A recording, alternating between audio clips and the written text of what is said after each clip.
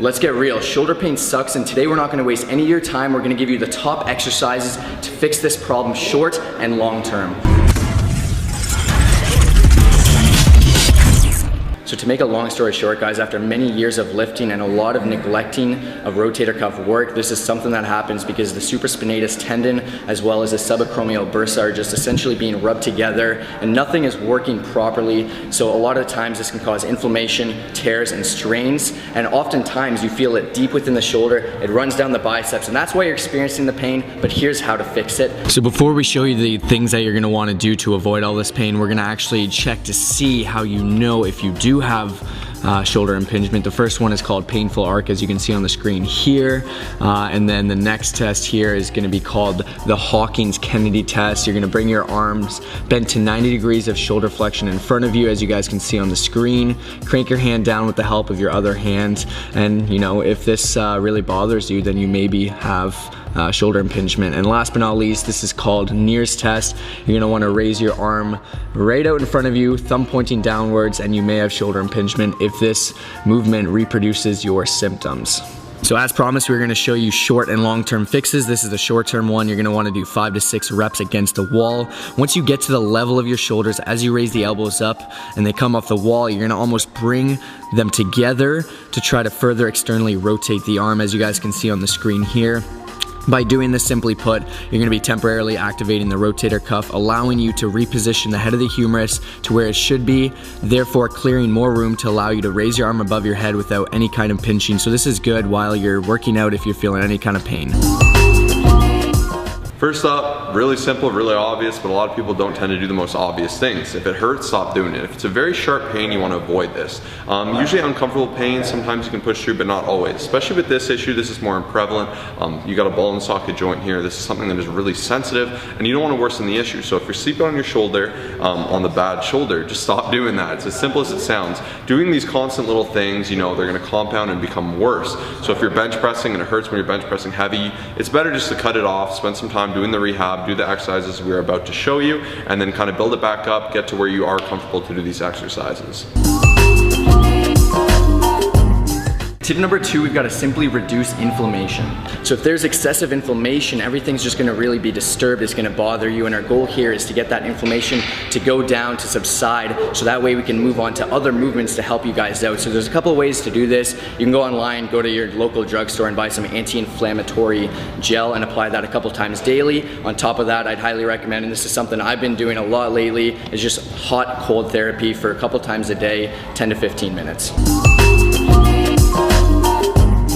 Next up, our goal here is to release the tight muscles. If your posture is not ideal, then your shoulder is going to be in a suboptimal position, which is going to actually lead to higher risk of shoulder impingement. So we're going to take a massage ball, foam roller, lacrosse ball, softball, whatever you have access to, apply firm pressure in a small circular motion. Aim to do this for 1 minute or pretty much as long as you require. And we have a bunch of different groups that you're going to be trying to aim to really release and work on the screen right here. Step number 4, we're going to begin with initial exercises. The goal here is to keep the shoulder as mobile as possible. On the screen here, you see me doing the pendulum.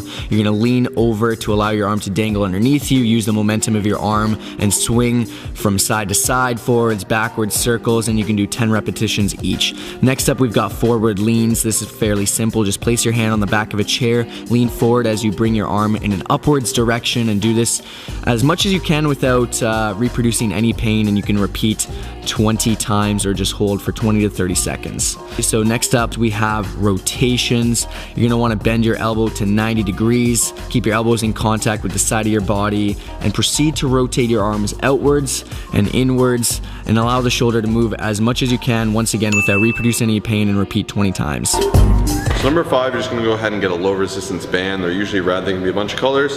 They're pretty narrow here, it's maybe about 1 inch. And what you're going to do is just do this as an activation or warm up for any upper day, or even take the time to do these exercises at home. So first off, I'm doing external rotations with the band. As you can see, I'm nice and postured, I'm squeezing my abs, I have that elbow nice and tight, and I'm opening up my rotator cuff as much as I can, as far as I'm comfortable to. If you have severe pain, you definitely want to tease it out and do it at your level.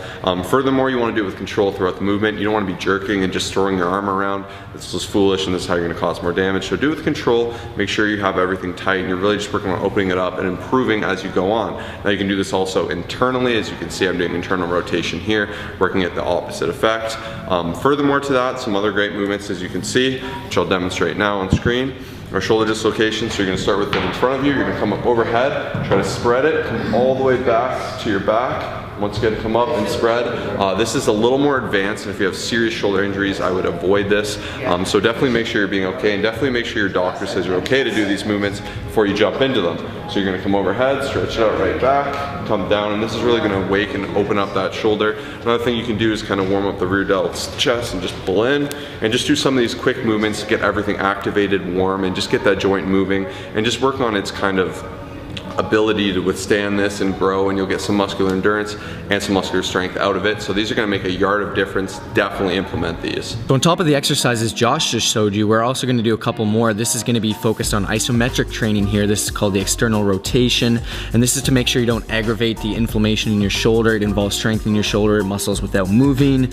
Keep your elbows tucked into the side of your body, pull the resistance band away from your body, and you're gonna hold this position for 30 seconds, do it 3 times. Next up, we're focusing on anti-impingement training. Guys, if the shoulder bone is not centered in the shoulder joint, it can often move in an upwards position, and this can lead to the impingement of the structures in the subacromial space. So that's why we want to really focus on humeral head depression here. As you guys can see on the screen, basically you're going to just set up a resistance band high up. You can do it in a doorway, whatever works best for you. Hold at the bottom for 3 to 5 seconds, keep constant tension, and do this 10 to 30 times for 3 sets. Okay, so next up we're gonna move right into the adduction, and similar, it's just gonna be placed up above head. Hold it for 3 to 5 seconds down at the bottom, and you're just gonna do this once again 10 to 30 times, and these are fantastic to be doing on top of those exercises that Josh was saying. Next up, we're moving into exercises where we're working against gravity. So we're starting off with the flexion. You're gonna wanna stand on the resistance band this time, aim to pull the resistance band upwards to shoulder height, hold for 3 to 5 seconds, return slowly down, repeat 10 to 30 times, and perform 3 sets of these. Okay, so and last but not least, we're moving right over into abduction. Similar, once again, you're standing on the resistance bands, you're pulling it to the side, holding for 3 to 5 seconds, and you're always, for every one of these exercises, keeping constant tension throughout.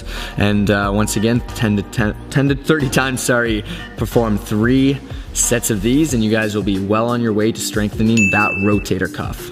Hopefully this helps. Hopefully we can help alleviate some of that pain. At the end of the day, if it's severe, we definitely recommend seeing a doctor or a physio, something like that. But these are some home remedies that Kyle has personally used. As you can tell, he's very passionate about this to help alleviate that pain, stay in the game, stay long term. And this is something I try to do actively, because even though I don't have the pain, I like to try to do these movements to keep everything fresh. Shoulder and the knee are 2 very sensitive issues in weightlifting, and if they blow out, you're gonna be really in the rabbit hole for some serious damage. So definitely think with foresight, be intelligent, do these with control. And that's another great video. Hopefully you enjoyed it. Share it with a friend that could use it. Like, subscribe, comment, share, all that good stuff. Peace.